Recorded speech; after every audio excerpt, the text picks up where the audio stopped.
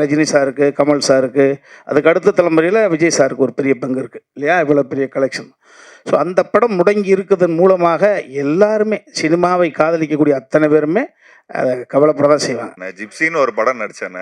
ஜிப்சியில் 48 கட்டுனேன். லாஸ்ட்டாக எனக்கு தான் நான் ஃபஸ்ட்டு செஞ்சாங்க.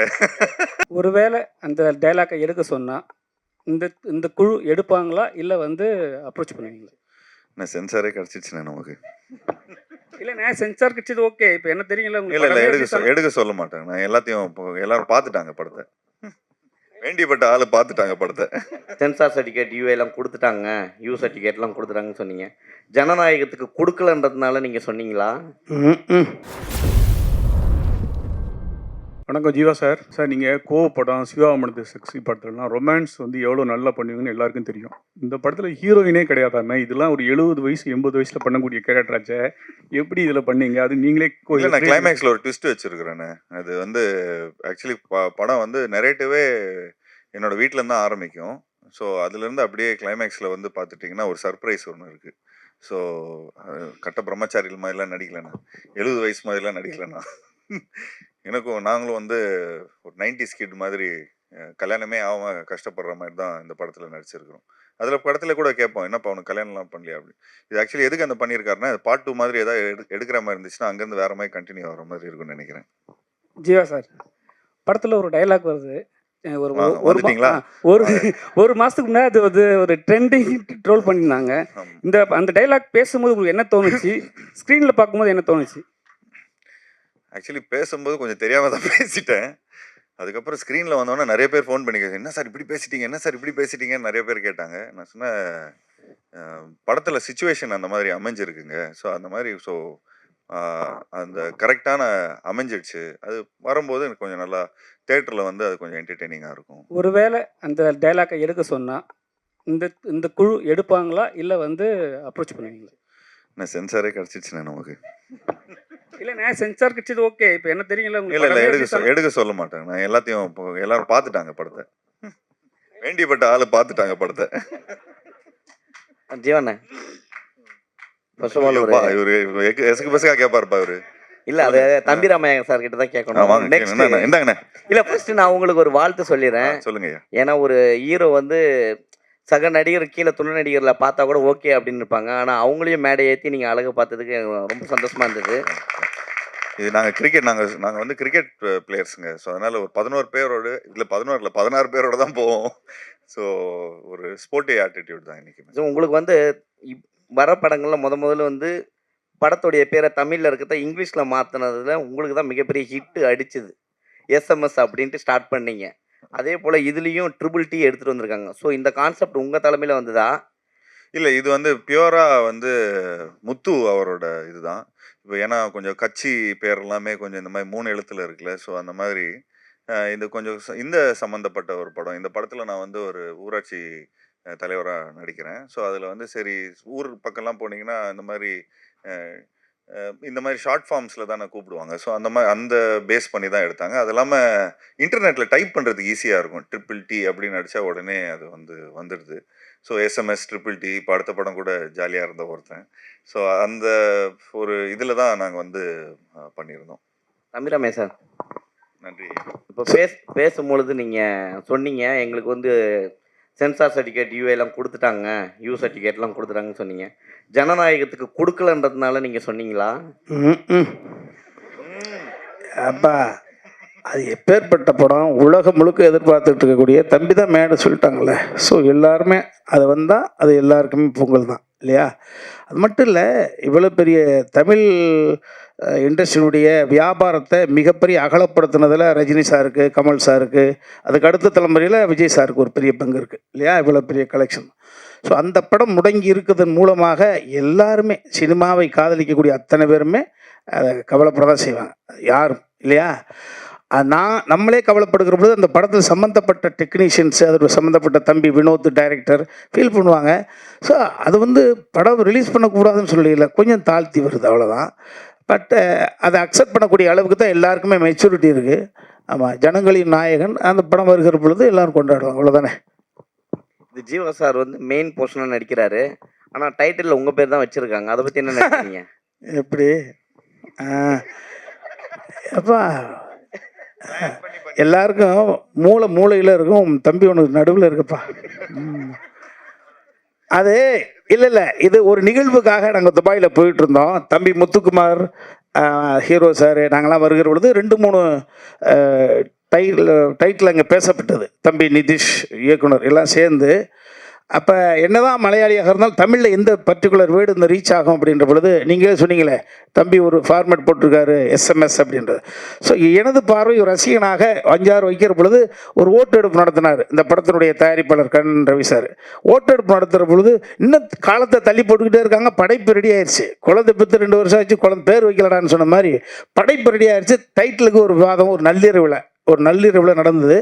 வருகிற பொழுது ஒரு 4 பேர் சேர்ந்து இந்த பர்டிகுலர் டைட்டிலுக்கு ஓட்டு போட்டதுனால அப்படி ஓகே பண்ணப்பட்டது தான். ஸோ ட்ரிபிள் டி தான். அங்கே தம்பி எங்கிட்ட தள்ளி விட்டுருங்க, ட்ரிபிள் டி SMS அது மாதிரி. ஜீவா சார், சூப்பர் குட்ல கிட்டத்தட்ட 100 படம் எடுத்திருக்கோம். நீங்கள் கூட நிறைய படம் பண்ணியிருக்கீங்க. உங்கள் படத்துக்குலாம் எந்த படத்துக்குமே சென்சாரில் பிரச்சனையே இல்லை. இந்த படத்துக்கு கூட சொன்னீங்க ஒரு டைலாக் வந்து கிளியர் நான் ஆகிடுச்சு. தானே சென்சாரோட பிராண்ட் அம்பாசிடர்னே. ஜிப்சின்னு ஒரு படம் நடிச்சேனே, ஜிப்சியில் 48 கட்டுனேன். லாஸ்ட்டாக எனக்கு தானே ஃபஸ்ட்டு செஞ்சாங்க. என்னண்ணா இப்படி கேட்டீங்க? 48 கட்டினேன். படம் பிளாக் அண்ட் ஒயிட்லலாம் ஓடிச்சுனே. ஸோ அப்போ கரெக்டாக சென்சார் முடிஞ்சு கஷ்டம். அதெல்லாம் தாண்டி உள்ளே வரோம் கொரோனா வைரஸ். 2 சியும் எங்களுக்கு ரொம்ப கஷ்டமாக இருக்குதுண்ணே. ஜீவா ப்ரோ, இங்கே ஜீவா சார், இங்கே நீங்கள் பேசிகிட்டு இருக்க ஒரு விஷயம் சொன்னீங்க, இங்கே நிறைய யூடியூபர்ஸ் இருக்காங்க, அவங்க நிறைய ஃபாலோவர்ஸ் இருக்குது அப்படின்ட்டு. ஆனால் ஒரு சீனியர் ஆர்டிஸ்ட் சில மாதங்களுக்கு முன்பு பேசியிருந்தாங்க, நடிகை வடிவகரசு. அவங்க என்ன சொல்லியிருந்தாங்கன்னா, அந்த யூடியூப்பில் இருக்கிற ஃபாலோவர்ஸு, இந்த மாதிரி இன்ஸ்டாவில் ஃபாலோவர்ஸ்லாம் வச்சுட்டு ஆர்டிஸ்ட்லாம் எடுக்கிறாங்க, பட் அவங்களாம் நடிக்க தெரிய மாட்டேங்குது, இதனால் ப்ரொடக்ஷன் காஸ்ட் வேஸ்ட்டாக போகுது அப்படின்னு சொல்லியிருந்தாங்க. ஸோ உங்கள் 2 பேர் கருத்து முரண்பாடாக இருக்குது. இதை பற்றி நீங்கள் நினைக்கிறீங்க? அது அதான் அவங்கெல்லாம் எக்ஸ்பீரியன்ஸ் ஆர்டிஸ்ட்னா அவங்க சொல்கிறவங்க. ஸோ அவங்களுக்கு வந்து அவ்வளோ படங்கள் நடிச்சிருக்கிறாங்க. இப்போது நாங்கள் வந்து பார்த்துட்டிங்கன்னா எந்த ஒரு துறையில் போனாலும் ஒரு பேசிக் ப்ராக்டிஸ் ஒன்று இருக்கும். ஒரு ஒத்திகை ஒன்று பார்ப்பாங்க. ஸோ என்னதான் நம்ம டான்ஸ் ரிஹர்சல் பண்ணியிருந்தாலும் சரி, என்னதான் நம்ம வந்து ஒரு டான்ஸ் ஆட போனாலும் சரி, ஒரு ஃபைட் பண்ண சொன்னாலும் எல்லாத்துக்கும் ஒரு ப்ராப்பர் முறையான ஒரு ரிஹர்சல் இருக்குது. ஸோ இந்த படத்தில் வந்து எல்லாருமே அவங்க வந்து அந்த கேரக்டருக்கு என்ன தேவைப்படுதோ அதுக்கேற்ற மாதிரி ஒரு ரிஹர்சல் பண்ணி உண்மையிலேயே அவங்களும் அவ்வளோ பர்ஃபெக்டாக ஒர்க் பண்ணி எல்லாமே ஒரே டேக்கில் முடிச்சிருக்கிறாங்க. ஸோ எனி ப்ராக்டிஸ் பண்ணி எந்த ஒரு விஷயம் பண்ணாலுமே அது வந்து நமக்கு ப்ரொடியூசருக்கு எந்த விதத்துலையுமே அது இதாக இருக்காது. அது அவங்களுக்கு வந்து ஹெல்ப்ஃபுல்லாக தான் இருந்தாங்க எங்களுக்கு. சார், இதில் 4 எழுத்தாளர்கள் பேர் போட்டிருக்கீங்கள, இந்த கதை 4 பேர் சேர்ந்து எழுதுனது அவர் தனித்தனியாக? ஆமாம் ஆமாம் சார். அது வந்து ஃபஸ்ட்டு முத்து ஃபஸ்ட்டு சஞ்சய் ஜோசப் அவர் ரூம் போட்டு 45 நாள் இருந்தார். ஒவ்வொரு நாளும் ஒவ்வொரு சீன் அமுச்சிக்கிட்டே இருப்பார். அண்ட் இது இப்போ மலையாளம் இண்டஸ்ட்ரியில் அந்த ஒரு இது இருக்குல்லண்ணே. இப்போ சாதாரண ஒன்லி தமிழ் இண்டஸ்ட்ரியில் தான் கதை, திரைக்கதை, வசனம், டைரக்ஷன், எடிட்டிங் என்னென்ன. ஆமாம் ஆமாம் ஆமாம், அது எல்லாமே அப்படி தான் பண்ணுது. ஏன்னா இப்போ நாங்கள் ஒரு லைனாக பிடிச்சிட்டு ஒரு அளவுக்கு ஒரு விஷயங்கள்லாம் கதையாக ஆல்ரெடி அவங்க ஒரு 2-3 இயர்ஸ் முன்னாடி அவங்க ரெடி பண்ணி வச்சுருந்தாங்க. அப்புறம் நிறைய கேரக்டர்ஸ் இருக்கிறாங்க. ஸோ நிறைய அவங்க இப்போ தம்பி ராமையனை வந்து இன்றைக்கி வேற ஒரு டைலாக் அடித்து விட்டுருவார் கதைக்கு சூப்பராக இருக்கிற மாதிரி. உடனே என்னப்பா செம்மையாக பேசிட்டாரு, இப்போ நம்ம அதை விட பெட்டராக ஒரு லைன் கொடுக்கணும், அதை விட பெட்டரான ஒரு சீன் கொடுக்கணும் அண்ணனுக்குன்னு சொல்லி அப்படியே டெவலப் பண்ணிகிட்டே வருவாங்க. டக்குன்னு நடுவில் ஒரு மழை பெஞ்சிருச்சு ஒரு 10 நாள். அப்போவும் பார்த்துட்டிங்கன்னா ஒரு டெவலப்மெண்ட் ஆயிடுச்சு. ப்ரொடியூசர் வந்து ஃபஸ்ட்டு ஒரு கதை சொல்லும் போது கொஞ்சம் இதை விட ஒரு 60% தான் இருந்தது பட்ஜெட்டு. அப்புறம் ப்ரொடியூசர்கிட்ட கதை சொன்னோன்னு அவருக்கு பயங்கர எக்ஸைட் ஆனோன்னா இன்னொரு கிளைமேக்ஸ் இன்னொரு எக்ஸ்ட்ரா ஒரு சீக்வன்ஸு சேர்த்துட்டாங்க. ஸோ டெவலப்மெண்ட் ஆகிட்டே இருந்தது. ஸோ ஒரு படம் வந்து 60%ல் தான் ஆரம்பிப்போம். அது அப்புறம் படம் ஷூட்டிங் பண்ணும்போது ஒரு 100%ல் பண்ணும். அப்புறம் படம் எடிட் ஆகி அது ஒரு நெரேட்டிவாக வரும்போது அது ஒரு 110-115% எல்லாருமே சேர்ந்து ஒர்க் பண்ணுவாங்க. அப்போ அது மக்கள்கிட்ட போய் எவ்வளோ % சேருதுங்கிறது வந்து படமாக பார்க்கும்போது உங்களுக்கு தெரியும். அப்பா பார்க்கல சார். அவர் சொன்னார், என்கிட்ட நீ படம் ரிலீஸ் போது நான் பார்த்துக்கிறேன் அப்படிங்கிற மாதிரி தான் சொன்னார். ஸோ பட் அவரோட சப்போர்ட் ஃபுல்லாக இருக்குது சார். ஜீவா சார், ஒவ்வொரு படத்துக்கும் ரொம்ப கேப் விடுறீங்களே. கேப்பா சார்?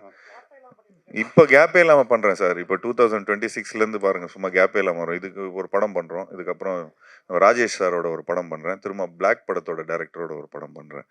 போன வாட்டி அவர் கேட்டிருந்தார், என்னங்க கதையெல்லாம் யாரும் சொல்கிறது இல்லையா அப்படின்னு. நான் ஞாபகம் வச்சுருக்கிறேன். ஸோ அது வந்து போய் கரெக்டாக போயிட்டு ஒரு 4 பேர்கிட்ட கரெக்டாக கதை கேட்டு இப்போ முறையாக பண்ணுறோம். அண்ட் அது இல்லாமல் கொஞ்சம் பட்ஜெட்ஸு அப்படி இப்படின்லாம் இருக்குதுண்ணே. ஸோ எல்லாருமே அதுக்கு அந்த பட்ஜெட்ஸ்க்கு ஏற்ற மாதிரி எல்லாருக்கும் கை கடக்கமா எல்லாருக்கும் பண்ணுற மாதிரி நம்ம படம் பண்ணுறோம். மாஸ்டர் ஸ்டண்ட் மாஸ்டர் ஃபைட்னா உடனே போய் கோடிகிராஃப் பண்ணுறாங்க, அடித்து உடைக்கிறது. ஸோ இது காமெடி கலந்து பண்ணியிருக்காங்கன்னு சொல்லியிருக்காங்க. ஆல்ரெடி ஜீவா சாரே கலாய்ப்பார். ஸோ சண்டை எடுக்கும்போது எத்தனை வாட்டி கலாய்ச்சாரு, எத்தனை வாட்டி டேக்கு போச்சு, காமெடியாக வந்துச்சா இல்லை எடுக்க விட்டாரா? ஃபர்ஸ்ட் ஆஃப் ஆல் அங்கே நின்று பேசும்போது ஒரு 2 பேருக்கு தேங்க்ஸ் சொல்லாம வந்துட்டேன். ஃபஸ்ட்டு அண்ணனுக்கு. அண்ணா ரொம்ப தேங்க்ஸ்ண்ணே இந்த படத்தில் கொஞ்சம் நல்லா சப்போர்ட் பண்ணதுக்கு. அப்புறம் அந்த அண்ணனுக்கு சொல்லணும். அப்புறம் மெயினாக டேரக்டர் சாருக்கு சொல்லணும். கூட இருக்கிற அசிஸ்டன்ட் டேரக்டர்ஸ் அவங்க தான் டோட்டலாக ஒரு கிராஃப்டாகவே சார்ட் போட்டு இன்னதுக்கு இந்தந்த மேட்ரு இந்த மாதிரி ஒரு 20 ஆர்டிஸ்ட் சும்மா இல்லை ஆல்மோஸ்ட் வந்து 2 வீட்டுக்கும் பிரச்சனை ஆகும்போது இன்சைட்டில் அண்ணன் வந்து 2 பேருமே சால்வ் பண்ணணும். ஸோ அதில் வந்து பேசணும். இந்த மாதிரிலாம் ஒரு பெரிய கிராஃப்டாக இருக்கும். ஸோ அதில் வந்து எல்லாத்தையும் மேனேஜ் பண்ணி பண்ணும்போது அதில் வர அண்ணனுக்கும் இன்சைட்டில் வந்து உள்ள ஒரு சின்ன ஃபைட்ஸ்லாம் இருக்கும். அது இல்லாமல் போய்ட்டு அங்கே டேங்க்லேருந்து அங்கேருந்து இறங்குது ஒரு காமெடி சீக்வன்ஸாகவே ப்ளே ஆகும். பட் ஆனால் என்னென்னா நீங்கள் சொல்கிற மாதிரிலாம் ஒன்றும் இல்லை. அண்ணன் எப்பவுமே என்ன சொல்கிறோமோ அதை கரெக்டாக அதை பண்ணிடுவார். ஸோ இன்கேஸ் இது இல்லாமல் இது இன்னும் பெட்டராக பண்ணலாம் அப்படின்னு சொல்லிட்டு எஃபர்ட் போட்டு தான் பண்ணுவார். ஸோ அந்த மாதிரிலாம் நடக்கும். ஜீவா சார் ஆக்சுவலி என்னென்னா அவங்ககிட்ட கேட்ட ஒரே ஒரு ரிக்வெஸ்ட் என்னென்னா கொஞ்சம் ரோப்பு கீப்பெல்லாம் வச்சு பயங்கரமாக பண்ணியிருந்தாங்க.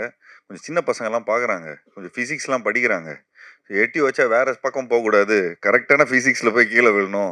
அந்த அந்த இதெல்லாம் கொஞ்சம் கரெக்டாக சொன்னேன். அது மட்டும்தான் கொஞ்சம் அவர்கிட்ட சொல்லி கலாய்ச்சேன்னா. ஏன்னா ஒரு ஷாட் ஒன்று பார்த்தேன், ஒன்று அடித்தா சும்மா கீழே தான் போய் விழணும், ஆனால் கூரைக்கு மேலே போய் விழுறாரு. நான் சொன்னேன், அண்ணே இங்கே இது கொஞ்சம் இதெல்லாம் கொஞ்சம் ஓவராக இருக்கும், பசங்க கலாய்ச்சிருவானுங்க. பசங்க கலாய்க்கிறத விட அது வேலை இல்லாமல் மீம் வேற போட்டு அது வேற வந்து பயங்கரமாக கண்டென்ட் வச்சு சம்பாதிக்கிறானுங்க. ஸோ அதனால் கொஞ்சம் பார்த்து கொஞ்சம் ஃபிசிக்ஸ்லாம் என் பையனே கலாய்ப்பான். What is this daddy, what is this, இதை ஃபிசிக்ஸே தெரியாது, ஃபெயிலா நீ அப்படின்லாம் கேட்பான் பையன். ஸோ அதனால் அந்த மாதிரி கொஞ்சம் எதுவும் சம்பவம் பண்ணிடாதீங்க. ஸோ பட் அதுக்கப்புறம் பர்ஃபெக்டாக தான் இருந்தது. நீங்கள் டைரக்டர் விட மாட்டார் அவர். ஜீவா சார் எலெக்ஷன் வரப்போகுது, எலெக்ஷனோட டைட்டில் வேறு, நீங்கள் வேறு விஜய் சார் அண்ணன் அண்ணன்வீங்க, தம்பி தலைமையில் ஏதாவது ஐடியா இருக்கா? ஏதாவது பிளான் பண்ணி வச்சிங்களா? நீங்கள் அடுத்த டீசர் பாருங்கள், அதுக்கு பதில் வச்சுருக்கிறேன் நான் அதுக்கு. ஏன்னா அவர் கூட படம் பண்ண போகிறேன்ட்டு சொல்லிட்டு அப்பா சொல்லியிருந்தாங்க. ஸோ அதுக்காக தான். நடிக்க வந்தால் நிச்சயமாக நாங்கள் ரெடியாக இருப்போம். But let's see what happens. Jivaji, this is purely as a producer உங்ககிட்ட.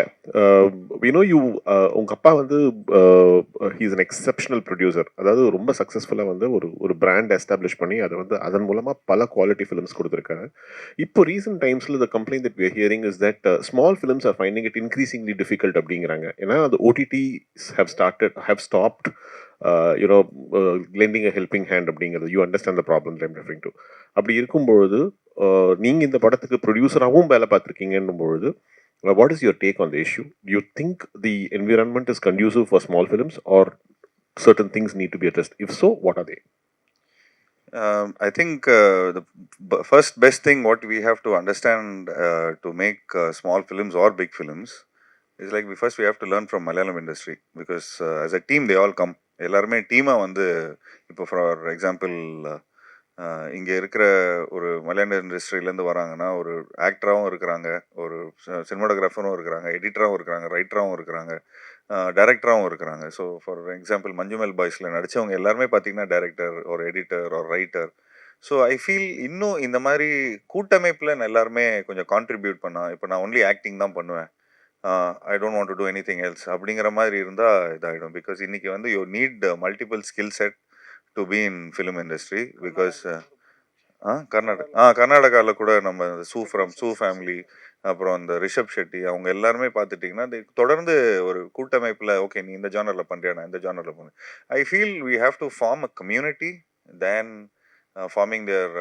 எனக்கு தெரிஞ்சு எல்லாருமே ஒரு பெரிய ஷிப்பில் போனால் நல்லா இருக்கும்னு தோணுது. ஆனால் ஐ ஃபீல் வென் யூ இந்த மாதிரி பட்ஜெட்ஸ் இந்த மாதிரி ப்ராப்ளம்ஸ் வருதுன்னா அது எதுக்கான ப்ராப்ளம் வந்து அந்த ஷிப்பில் இருக்கிற பொருள், அதாவது அந்த ஷிப்பில் இருக்கிற ஸ்கிராப்பை உடச்சி சின்ன சின்ன போட்ஸில் போகணுன்னு பார்க்குறாங்க. So I feel when you go as a big team, so அதனால தான் இந்த ஒரு பெரிய டீமோடு நம்ம போகும்போது ஸோ வி ஃபீல் எல்லாரோட கோஆப்ரேஷன் இருந்தால் ஒரு என்ன படமாக இருந்தாலும் சரி 45 டேஸ்க்கு மேலே ஒரு படம் எடுத்தால் அது ஏதோ ஒரு விதத்தில் ஒரு லாஸ் வரும். நீங்கள் பெரிய பட்ஜெட் படம் ஒரு 100 கோடி ரூபாய் படம் நீங்கள் எடுக்கிறீங்கன்னா கூட அது 45 டேஸ்க்குள்ளே எடுத்துருங்க. நீங்கள் ஒரு 4 கோடி ரூபாய் படம் எடுத்தால் கூட அது 45 டேஸ்க்குள்ளே எடுத்துருங்க. ஏன்னா ஒரு 45 டேஸ்க்கு மேலே போனால் அந்த வட்டி தாங்காது. Because I come from a production family, from a finances point of வியூவில் பார்த்துட்டிங்கன்னா you are paying interest for no reason. எந்த டெக்னீஷியன் கையிலையும் போகிறதில்ல அந்த காசு, எந்த ஆர்டிஸ்ட் கையிலையும் அந்த காசு போகிறதில்ல, ஃபுட்டேஜ் தான் இதாகுது. அண்ட் இந்த மோர் படத்தை வந்து லேட் பண்ணுறோமோ அவ்வளோக்கு அவ்வளோ ஃபைனான்ஸோட அந்த இன்ட்ரெஸ்ட்டும் ஏறுது, படமும் பழசாகுது, மக்களோட அதாவது ஒர்க் பண்ண டெக்னீஷியன்ஸும் ஆக்டர்ஸோட உழைப்பும் கொஞ்சம் லைட்டாக ஸ்டேல் ஆகுது. ஸோ கல் சூடாக இருக்கும்போதே தோசை போட்டுணும், தோசை சூடாக இருக்கும்போதே சாப்பிட்டுடணும். ஸோ அந்த மாதிரி கொஞ்சம் இப்போ எனக்கு தெரிஞ்சு I would request all the producers to செட்டை இப்போ இங்கே ஃபர்ஸ்ட் லுக் கொடுக்கும்போதே படத்தோட ரிலீஸ் மந்த் அட்லீஸ்ட் கொடுங்க, டேட் வேண்டாம், அட்லீஸ்ட் ரிலீஸ் மந்த் கொடுத்தீங்கன்னா மற்ற பீப்புள் அதுக்கேற்ற மாதிரி இது பண்ணுவாங்க. ஜென்யூன்லி நான் தெலுங்கு படம் வந்து சமீபத்தில் ஒரு படம் டைரக்ட் பண்ணியிருந்தாங்க. அது சும்மா ஒரு கெஸ்ட் அப்பியரன்ஸாக போய் ஜஸ்ட் சரஸ்வதியில் போய் சும்மா ஒரு கெஸ்ட் அப்பியரன்ஸாக நடிச்சிருந்தேன். அப்போது அங்கே போய் பார்க்கும்போது ஒரு 15-16 ஹீரோ இருக்கிறாங்க, ஆளுக்கு 300 தேட்டர் வச்சுருக்கிறாங்க. இது முடிச்சா அவங்க வராங்க, அது முடிச்சா அது வராங்க. ஸோ ஒரு ஹெல்த்தி காம்படிட்டிவ்னஸ் இருக்குது.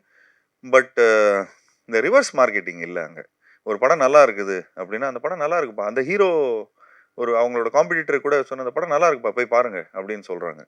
ஸோ என்னதான் இருந்தாலும் this is a business, this is nothing about இன்னொருத்தவங்களோட தட்டில் நம்ம காலை வச்சு அதை எட்டி உதச்சி அந்த மாதிரி எதுவும் பண்ணுறது இல்லைங்க. பட் இங்கே என்ன ஆகுதுன்னா அந்த அந்த ரிவர்ஸ் மார்க்கெட்டிங், இந்த நெகட்டிவ் மார்க்கெட்டிங், இவருக்கு மார்க்கெட்டு போயிடுச்சு, இவருக்கு அது போயிடுச்சு, இவரு போயிடுச்சு அப்படின்னு. பட் இன்னைக்கு like today I come from a production backdrop.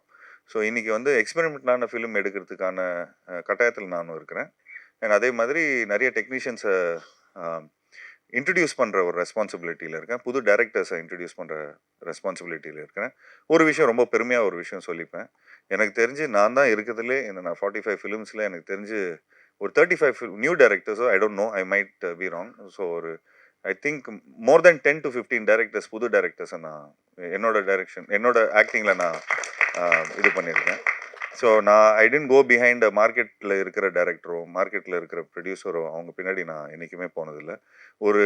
நான் யார் பின்னாடி போயிருக்கிறேனோ, யார் ஒரு ஃப்ரெஷ்ஷாக ஒரு புது ஸ்கிரிப்டு, ஒரு புது டைரக்டர், அவங்கக்கிட்ட ஒரு ட்ரீம் இருக்கும், அந்த ட்ரீமை I try to travel in this dream. And இன்னைக்கு after so many years of acting and so many films, even இன்னைக்கு நானும் கொஞ்சம் இன்வால்வ் ஆகணும்னு பார்த்துட்டு இருக்கிறேன். So I want my involvement as a team. சாதாரணமாக சொல்லுவாங்கப்பா ஹீரோ இன்வால்வ் ஆகிறாருப்பா, இந்த வாட்டி அஃபிஷியலாக I want to get involve. And அந்த ஏன் இந்த ஃபர்ஸ்ட் இந்த தலைவர் தம்பி தலைமையில்னா பேசிக்லி என் தலைமையில் இந்த ஒரு விஷயம் பண்ணணும். அது ஹிட் ஆகட்டும் ஃப்ளாப் ஆகட்டும், ஹிட் ஆனால் நிச்சயமாக டீமுக்கு கொடுப்பேன், ஃப்ளாப் ஆனால் அதை நான் எடுத்துப்பேன். ஸோ அந்த தைரியம் எங்ககிட்ட இருக்குது, அந்த நிலையில் இருக்குது. So we come from a production background. We know how to make it up for it also.